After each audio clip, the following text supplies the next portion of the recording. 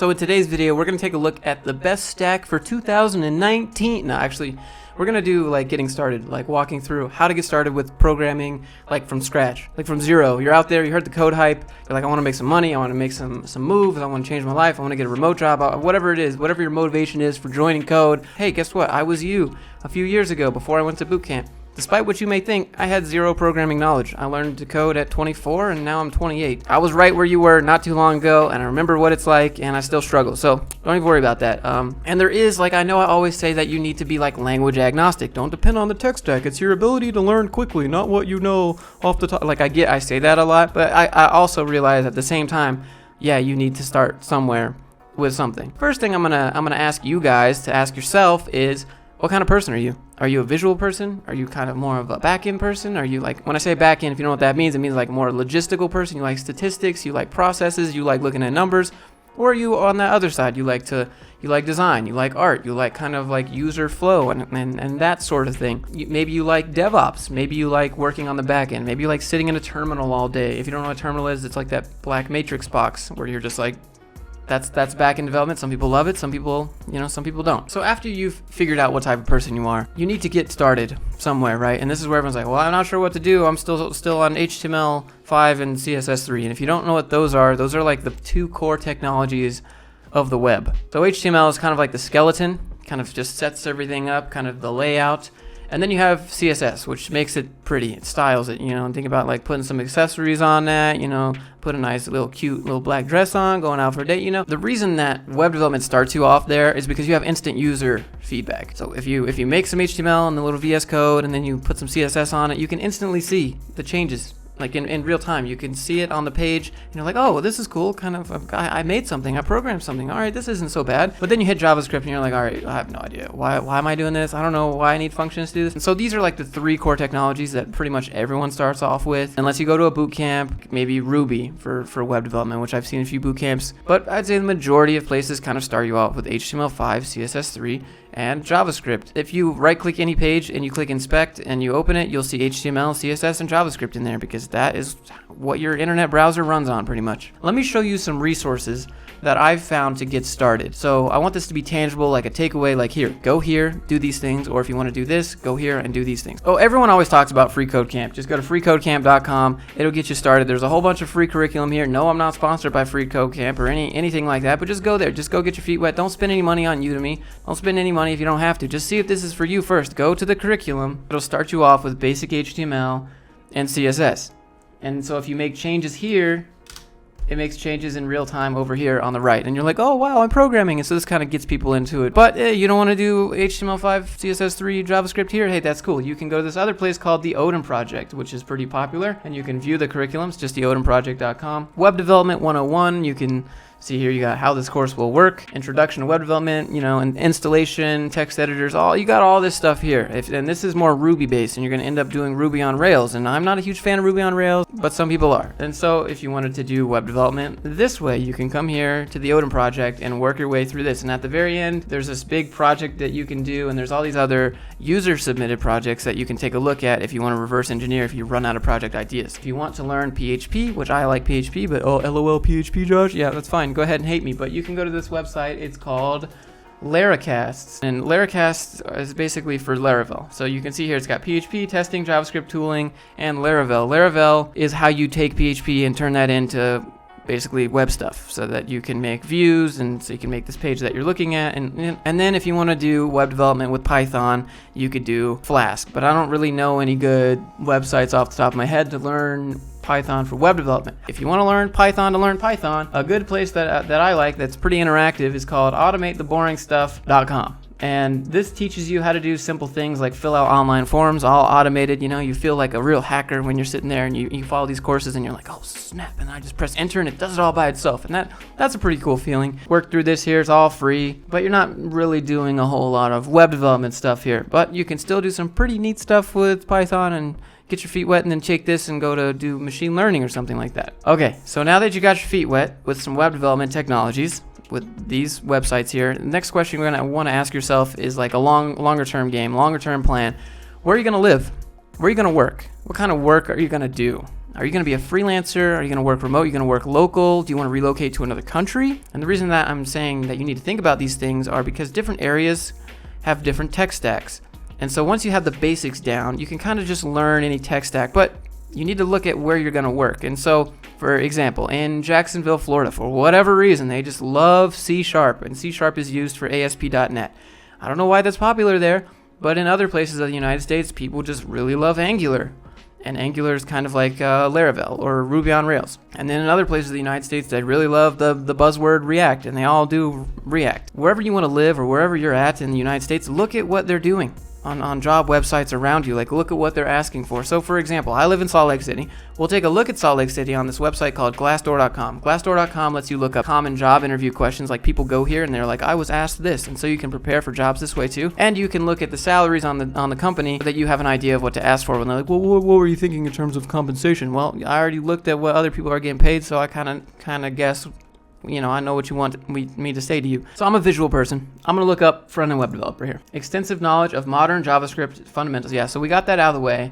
Extensive experience with a modern JS framework. React, Angular. Yeah, I can disregard Ember. Shots fired, I know. So experience with Angular, familiarity with Python. JavaScript and Python are actually really popular in Salt Lake City. So Angular, React, and Python are pretty much the go-to where I live. But where you live, it might be C# and ASP.NET. Once you have an idea of what people are looking for around you, you can know what step to take after you do one of these like bare bones beginning tutorials, and you're not like totally lost. Like, you have a direction. Pick one of these frameworks with jobs around you, and then go find projects or find websites that you can go learn that at. So we'll take this monometric here, we're gonna put it here, and we're gonna change it to companies, and we're gonna click search. And I'm just gonna show you real quick how you can look at interview questions. So there's an interview button, and you can come over here, technical sales representative. The interview process was extremely rewarding, blah, blah, blah. And you can see what other people have been asked. And that way, when you go into the interview, you kind of know what other people have been asked, and so you can kind of prepare yourself there. So there's a little pro tip. And then for salary, when they ask your budget, you just click on salary, and you try to find a job title that kind of matches what you applied for. And then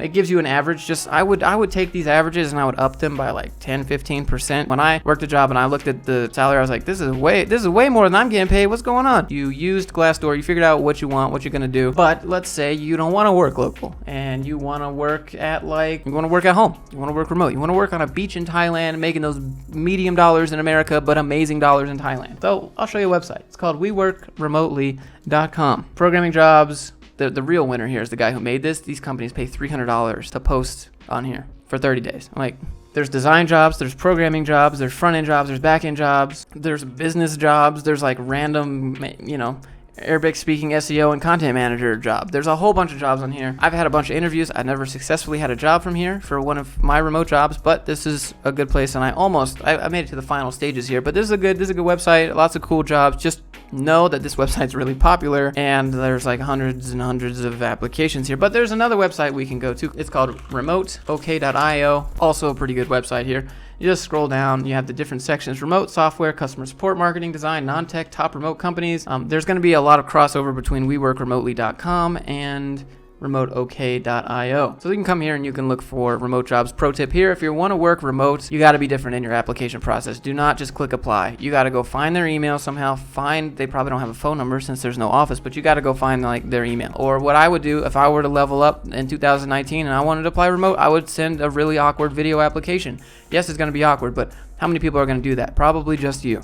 And it's going to be like, hi, I know you wanted a paper application, but here I am, and I wanted to stand out from the crowd here and just be a little bit different. So you send them a resume, and maybe the resume just has a link that says my video application specifically designed for XYZ company because I value XYZ company's values, which are XYZ. You got to stand out.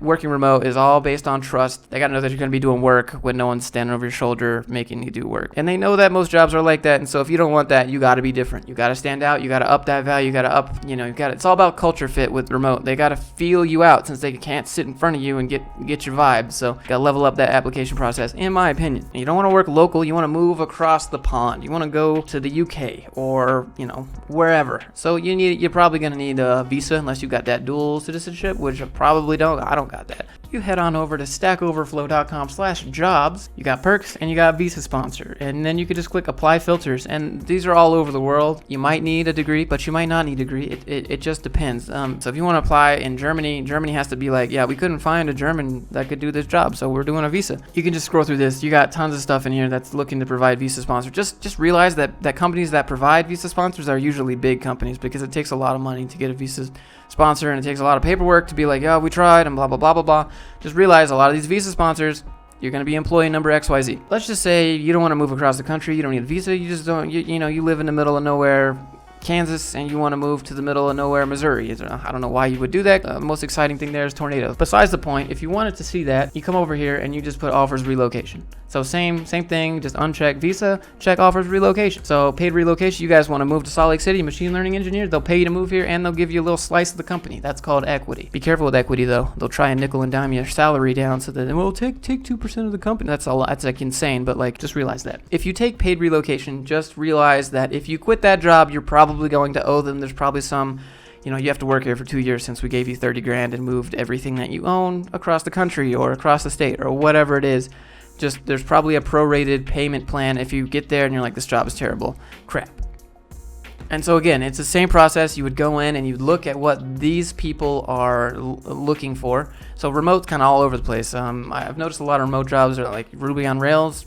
Generally, nobody wants to do that really, so they end up paying more and offering more perks like remote and stuff for the technologies that are older and people don't really want to do. Pro tip here, if something is the new hotness like React, everyone's learning React. So just think about that for a second. If everyone's learning React and you apply to all the React jobs that everyone else are applying for, it's going to be really saturated. So look the way everyone is going and then go the opposite way, otherwise get in line. So my pro tip, everyone, like React is the new hotness. You guys are all learning React because everyone says to learn React. So they're like, oh, better do that. What I would do, I'd go the opposite way. I'd probably do Laravel and apply to the PHP jobs. And then when I get that first stamp on my resume, I would go hit up the JavaScript jobs. You already got paid. Someone has validated you and your skill set by giving you a paycheck to type some lines of code. That'd be my pro tip there. If you wanted, you could do mobile dev. See, mobile dev is not my thing. I don't ever talk about mobile dev because I don't know anything about it. I know Xamarin, which is a way you can write some C# and then the C# will turn into a mobile app. Or you could learn Java, or you could learn Kotlin, or you could learn Swift, or you could learn Objective-C, but I don't know anything about that really. What my pro tip would be progressive web apps, and there's probably people out there, but Josh,